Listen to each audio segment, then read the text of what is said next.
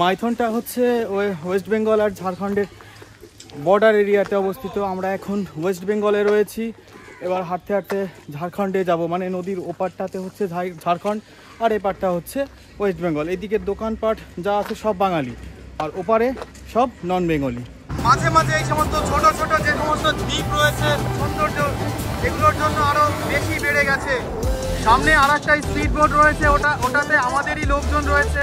Speed বোটে চলতে চলতে আমরা একটা জায়গায় দাঁড়িয়ে সৌন্দর্য উপভোগ করছি। সত্যি দারুণ অপরূপ দৃশ্য, আর আপনাদেরকেও ঘুরে ঘুরে দেখাচ্ছি কীরকম একটা পরিবেশ। মনে হচ্ছে সমুদ্র আর পাহাড় একটা জায়গাতেই মিশেছে। এটা মাইথন ড্যামের ওয়াটার রিজার্ভার। এই মাইথন ড্যামে এসে প্রথমে ড্যামের উপরেরটা ঘুরলাম, তারপরে স্পিড বোট করে বোটিং করলাম।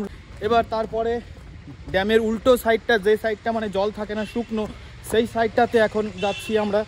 এখানে ডিয়ার পার্ক করা হয়েছে, বড় বড় পাথর বোল্ডার সব দেখুন এখানে মানে রয়েছে। এখন আমরা যাব ডিয়ার পার্কে ঘুরতে। আমরা নদীর এখন বিপরীত সাইডটাতে যাচ্ছি, মানে যে সাইডটাতে জল খুবই কম রয়েছে সেই সাইডে।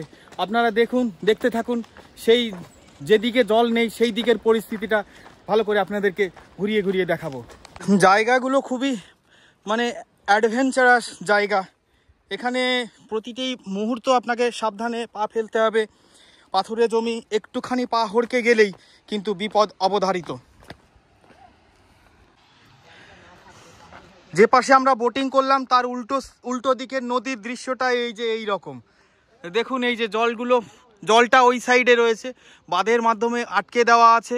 আর এই পাশটাতে এই যে পাথুরে জমি, পুরো গোটা এলাকাটাই পুরো পাহাড়। এখানে জলের বিন্দু মাত্র নেই।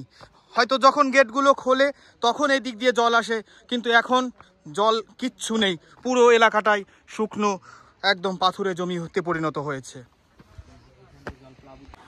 এলাকাটা মনে হচ্ছে একটু খুব রিস্কি জায়গা। এখানে ড্যাম দিয়ে আটকানো আছে, যদি ড্যামের কিছু হয় সঙ্গে সঙ্গে ওখান থেকে জল পুরো বেরিয়ে এই দিকে চলে আসবে, তখন অ্যাক্সিডেন্ট কিন্তু হবেই হবে। গাটা একটু ছমছম করছে, কারণ জলের যে আওয়াজ, ওই আওয়াজটা সরাসরি আমরা পাচ্ছি। ভয়ই লাগছে। এখানে বেশিক্ষণ দাঁড়াবো না, বেরিয়ে যাব এখান থেকে। এখন যেখানে রয়েছি এখানটাতে আমার মনে হয় এখানে কোনো নদী ছিল না। এটা এই পাহাড়ি অঞ্চল ছিল। এই পাহাড়টাকে কেটে এখান দিয়ে বাইপাস করা হয়েছে, যেহেতু ড্যাম করা হয়েছে। ও পাশে আসল নদী ছিল। যদি আসল নদীর জায়গায় এই ড্যামটা করা হতো তাহলে ড্যামটা খুললে পারে যে নদীর নরম মাটি ধুয়ে চলে যেত, যার জন্য এখানে এই বাইপাসটা করা হয়েছে। যে ড্যাম যখন ছাড়বে, জলের যখন প্রচণ্ড গতিবেগ হবে, এই পাথুরে জমিতে মানে নিচে ক্ষয় হবে না এবং এলাকাটা সুরক্ষিত থাকবে।